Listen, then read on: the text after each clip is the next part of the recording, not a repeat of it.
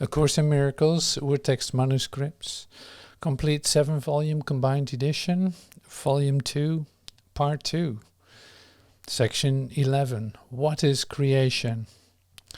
Creation is the sum of all God's thoughts, in number infinite and everywhere without limit.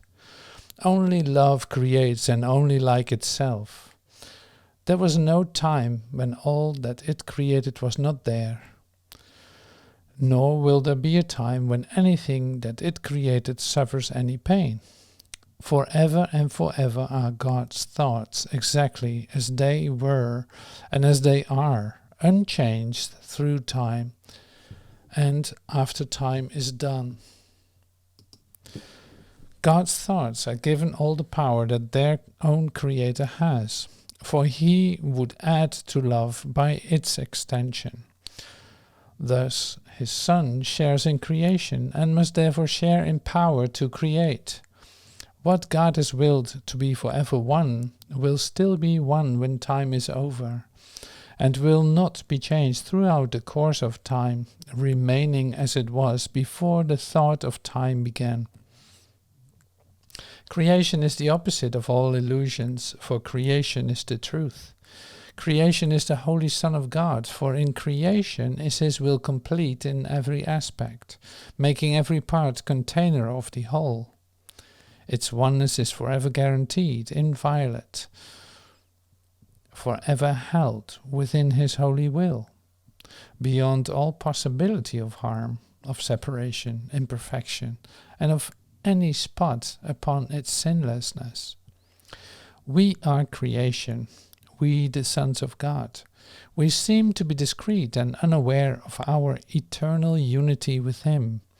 Yet back of all our doubts, past all our fears, there still is certainty. For love remains with all its thoughts, its sureness being theirs. God's memory is in our holy minds, which know their oneness and their unity with their Creator.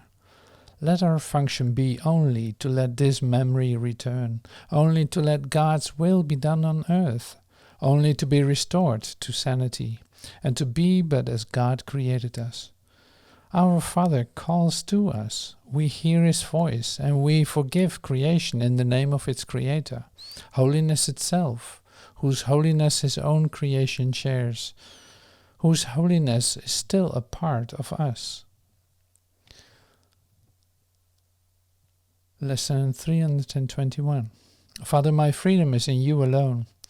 I did not understand what made me free, nor what my freedom is, nor where to look for it to find it. Father, I have searched in vain until I heard Your voice directing me. Now I would guide myself no more, for I have neither made nor understood a way to find my freedom. But I trust in You. You who endowed me with my freedom as Your Holy Son will not be lost to me. Your voice directs me, and the way to You is open and clear to me at last. Father, my freedom is in You alone. Father, it is my will that I return. Today we answer for the world, which will be freed along with us. How glad are we to find our freedom through the certain way our Father has established. And how sure is all the world's salvation when we learn our freedom can be found in God alone. Lesson 322. I can give up what was never real. I sacrifice illusions, nothing more. And as illusions go, I find the gifts illusions try to hide, awaiting me in shining welcome and in readiness to give God's ancient messages to me. His memory abides in every gift that I receive of Him, and every dream serves only to conceal the self, which is God's only Son, the likeness of Himself, the Holy One, who still abides in Him forever, as He still abides in me. Father, to You all sacrifice remains forever inconceivable, and so I cannot sacrifice except in dreams. As You created me, I can give up nothing You gave me. What you did not give has no reality. What loss can I anticipate except the loss of fear and the return of love into my mind? Lesson 323. I gladly make the sacrifice of fear. Here's the only sacrifice you ask of your beloved Son. You ask him to give up all suffering, all sense of loss and sadness, all anxiety and doubt, and freely let your love come streaming into his awareness, healing him of pain and giving him your own eternal joy. Such is the sacrifice you ask of me, and one I gladly make. The only cost of restoration of your memory to me for the salvation of the world. And as we pay the debt we owe to truth, a debt which merely is the letting go of self-deceptions and of images we worship falsely, truth returns to us in wholeness and in joy. We are deceived no longer. Love has now returned to our awareness, and we are at peace again. For fear has gone, and only love remains.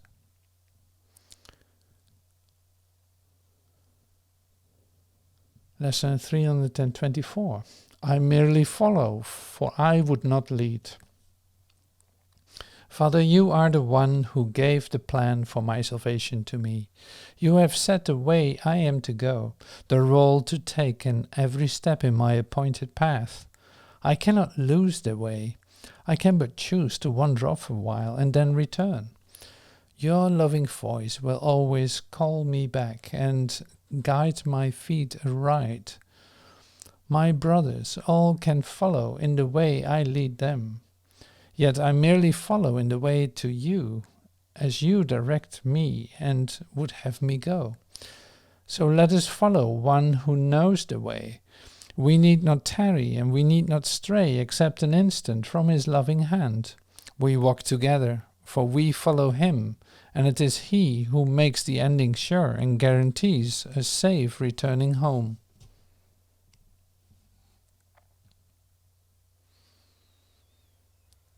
Lesson 325. All things I see reflect ideas, and this is salvation's keynote.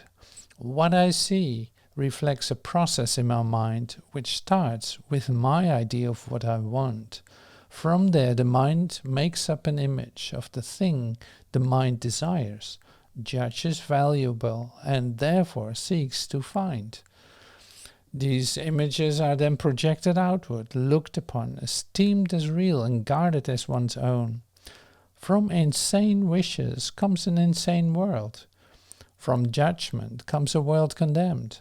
And from forgiving thoughts a gentle world comes forth, with mercy for the Holy Son of God, to offer him a kindly home where he can rest a while before he journeys on, and help his brothers walk ahead with him and find the way to heaven and to God.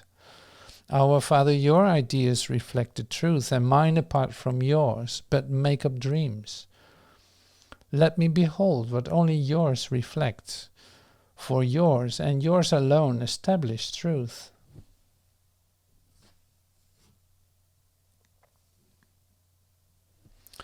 Lesson 326. I am forever an effect of God. Father, I was created in your mind, a holy thought that never left its home. I am forever your effect, and you forever and forever are my cause. As you created me, I have remained. Where you established me, I still abide, and all your attributes abide in me, because it is your will to have a Son so like his cause that cause and its effects are indistinguishable. Let me know that I am an effect of God, and so I have the power to create like you, and as it is in heaven, so on earth. Your plan I follow here, and at the end I know that you will gather your effects into the tranquil heaven of your love, where earth will disappear and separate things unite in glory as the Son of God. Let us today behold earth disappear, at first transformed and then forgiven, fade entirely into God's holy will.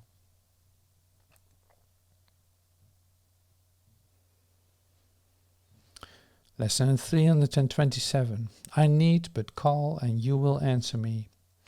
I am not asked to take salvation on the basis of an unsupported faith. For God has promised He will hear my call and answer me Himself. Let me but learn from my experience that this is true, and faith in Him must surely come to me. This is the faith that will endure and take me further and still further on the road that leads to Him. For thus I will be sure that He has not abandoned me and loves me still, awaiting but my call to give me all the help I need to come to Him.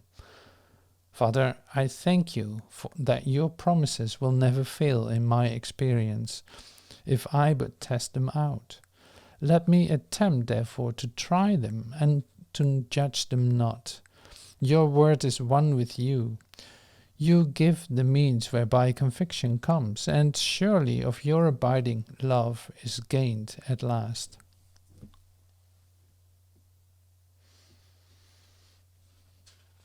Lesson 328.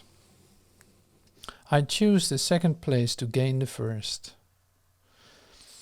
What seems to be the second place is first, for all things we perceive are upside down until we listen to the voice of God. It seems that we will gain autonomy by our striving to be separate, and that our independence from the rest of God's creation is the way in which salvation is obtained. Yet all we find is sickness, suffering, loss and death. This is not what our Father wills for us, nor is there any second to His will. To join with His is but to find our own, and since our will is His, it is to Him that we must go to recognize our will. There is no will but yours, and I'm glad that nothing I imagine contradicts what you would have me do. It is your will that I be wholly safe, eternally at peace, and happily I share that will which you, my Father, gave as part of me.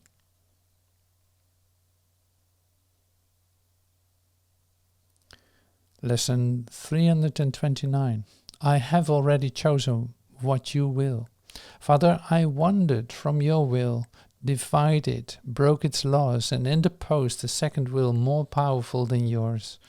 Yet what I am in truth is but your will, extended and extending.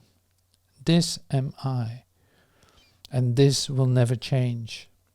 As you are one, so am I one with you, and this I choose in my creation, where my will became forever one with yours. That choice was made for all eternity. It cannot change and be in opposition to itself. Father, my will is yours, and I am safe, untroubled and serene in endless joy, because it is your will that it be so. Today we will accept our union with each other in our source. We have no will apart from His, and all of us are one, because His will is shared by all of us. Through it we recognize that we are one. Through it we find our way to God at last. Lesson 330. I will not hurt myself again today. Let us this day accept forgiveness as our only function. Why should we attack our minds and give them images of pain? Why should we teach them they are powerless, when God holds out His power and His love and bids them take what is already theirs? The mind that is made willing to accept God's gifts has been restored to spirit and extends its freedom and its joy, as it is the will of God united with its own. The self which God created cannot sin and therefore cannot suffer. Let us today Let us choose today that he be our identity, and thus escape forever from all things the dream of fear appears to offer us.